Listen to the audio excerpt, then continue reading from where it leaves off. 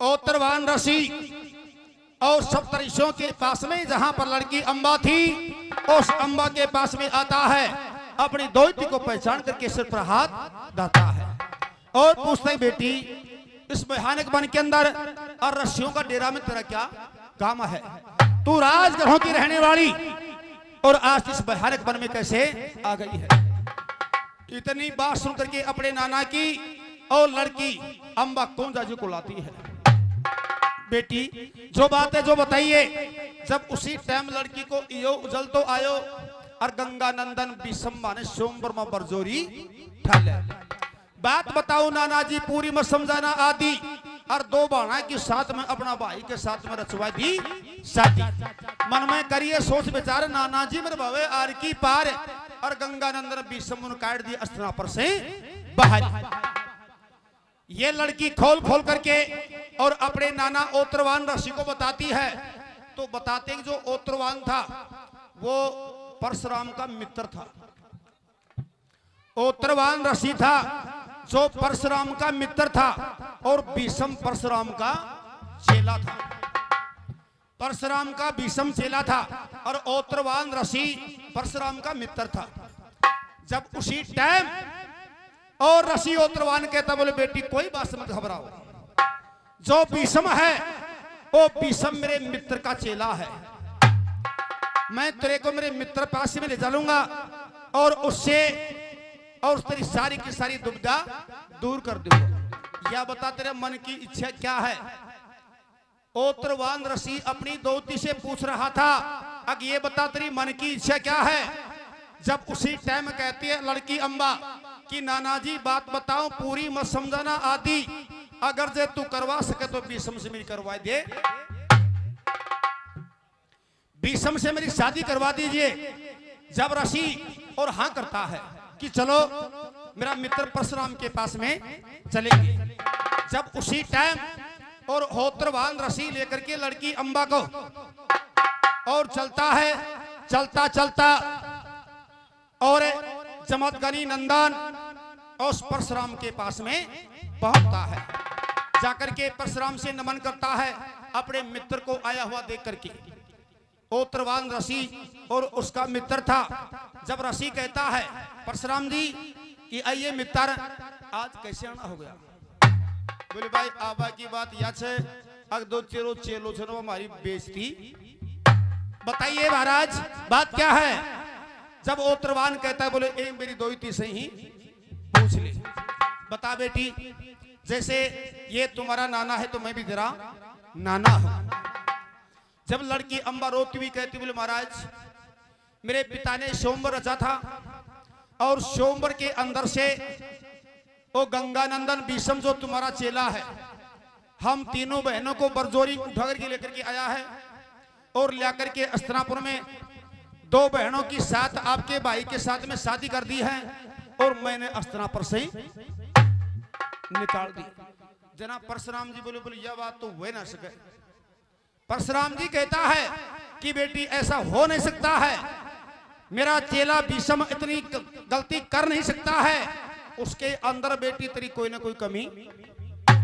जब लड़की अंबा कहती है कि मैं पहले से सालों को पति मान रही थी, जब भीष्म मुझे अस्तिनापुर में लेकर के आता है तो मैंने भीष्म से हाथ जोड़ के कहा था, अगर मैं सालों को पति मान चुकी हूं, कृपया मुझे सालों के पास में जाने दीजिए।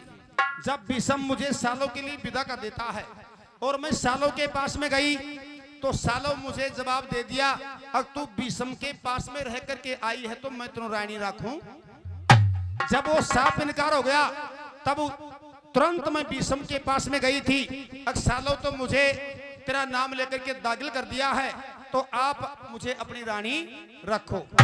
जब भीष्म ने और साफ इनकार कर दिया, अपनी रानी नहीं रखूंगा, इसलिए मैं रोती हुई जंगल के अंदर आई हूं। इतनी बात सुनते ही परशुराम जी कहता, बोलो कोई बात समझ घबरावे, अगर भीष्म पहले प्रथम तो ये गलती कर दी था ना, तीनवा ने लेकर के आ गया और तीनवा ने लेकर के आया था तो तीनवा की शादी करनी चाहे थी। चलो मेरे साथ में, अब मैं तेरे कष्ट अवश्य भी मिटाऊंगा। जब कहती है कौन परशुराम, बता तेरी इच्छा क्या है?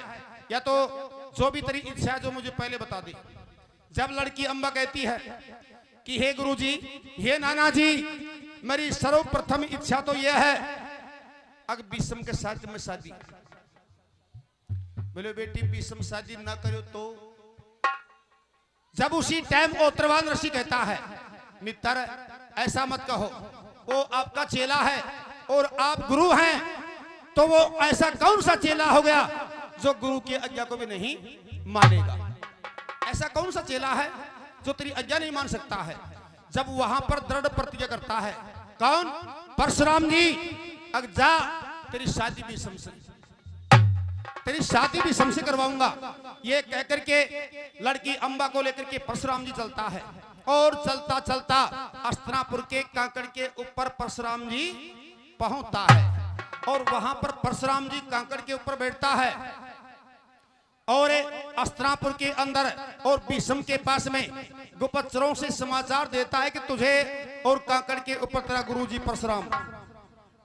जब जाकर के गुप्तचर भीष्म से कहते हैं, भीष्म के पहली मन में बोले भाई मेरा हिसाब से तो वह छोरी और गुरुजी के ने पहुंच गई, गुरुजी यही काम कमाए बुलाई, परंतु मैं गुरु की आज्ञा को टाल नहीं सकता हूं, अवश्य भी गुरुजी के पास में जाऊंगा।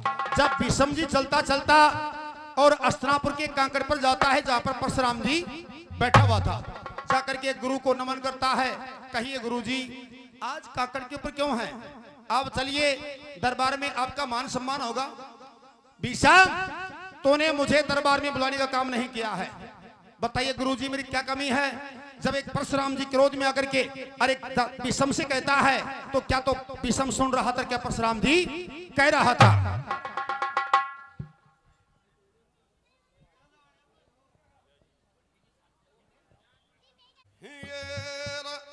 मेरी दोयती को पागल काट तो दर में डबोयो थे।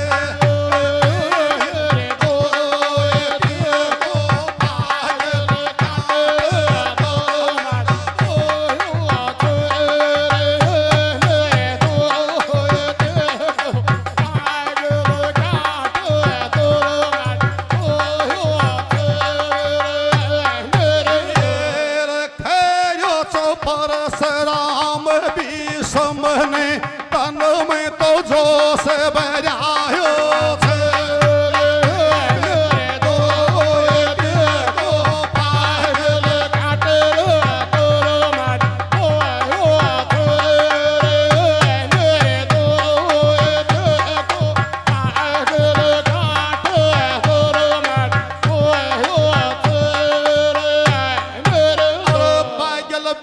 तू परशुराम को चेलो देख खे वायो और फिर कैया मेरे सुनो दागल गायो और कांटे पहली पर त्रिया पे सुनो निगाजे जायो। इतनी बात सुने से वह भीष्म मुंडो तो सुने उतरायो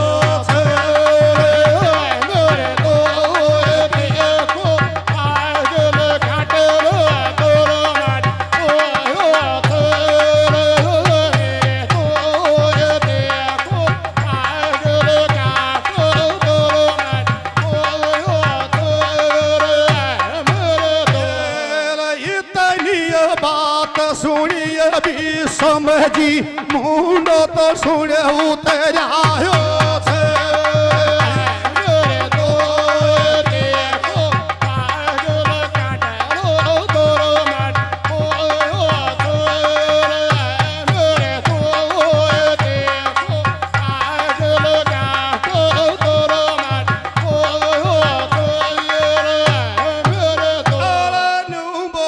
परशुराम जी चेला भीष्म बात बताऊं शैनी और शादी कर अम्बा से बना ले अस्तिनापुर की रानी।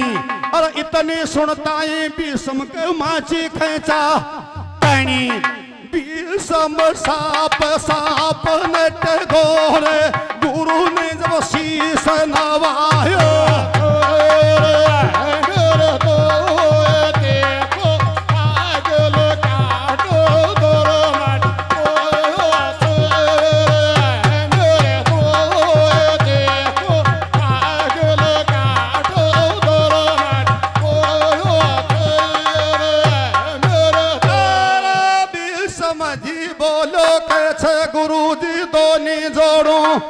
हाथ और शादी कर वो मेरी को ना बस की बात और तड़के मुन थूकेगी देख 36 जात मेरी तो परती ज्ञान तोड़े छे तू मेरो गुरु ये बतायो छे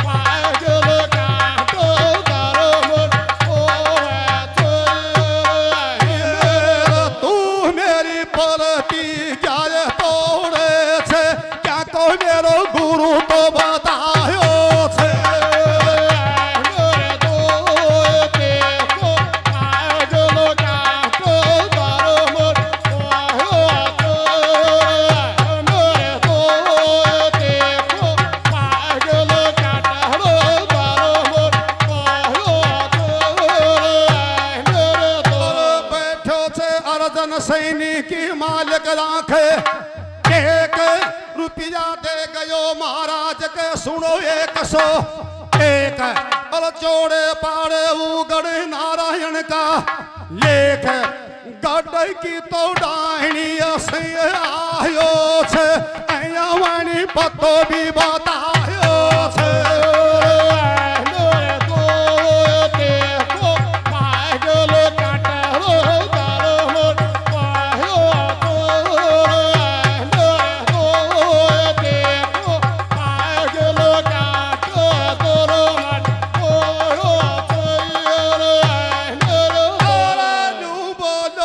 समझी गुरु जी धरवो लाड़ी ज्ञान और प्रतिज्ञा ना तोड़ूंगो चाहे उतरिया हो असे मान और इतनी बात सुनो जब परशुराम की फीकी पड़गी शान का डर फरसो तो देखे दिखायो रे मुंडो प्यारा सुने उतरिया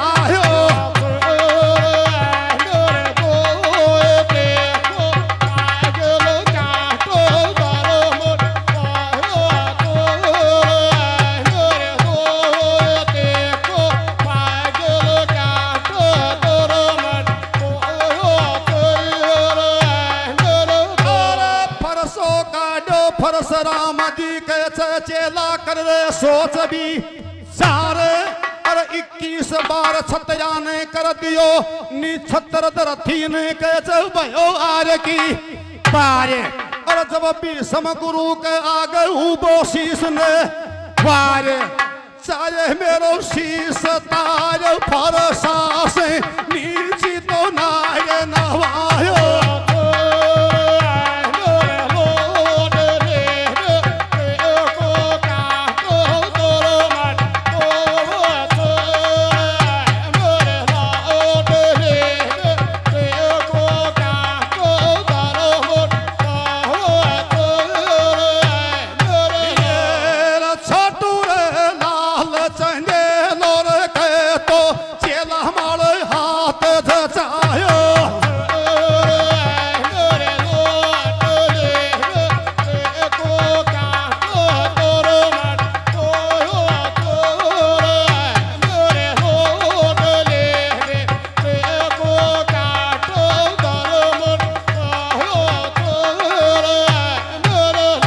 परशुराम जी बोलो गुरु के चरणा में शीश ने वावे और ऐ छोटा सा फरसा मारे काटे तू ही ते लावे और जब भी सम की काया में सुनकर माई आवे काटे तो इतरावे फरसा पे भी समझो सब जायो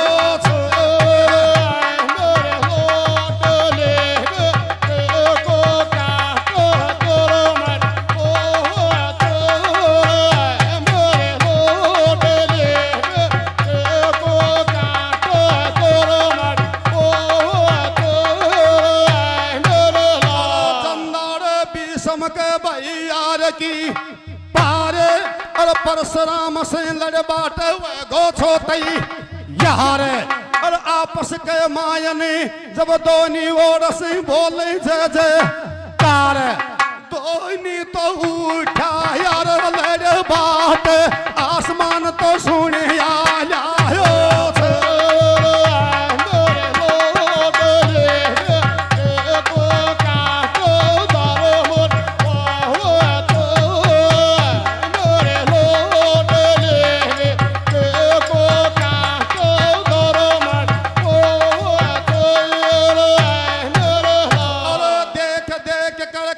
सुनवो बहुत खी लांगा और जीवांगा तो कैसे सुनवो फेर मी लांगा 6:30 बजे घर असनावो सूरज बा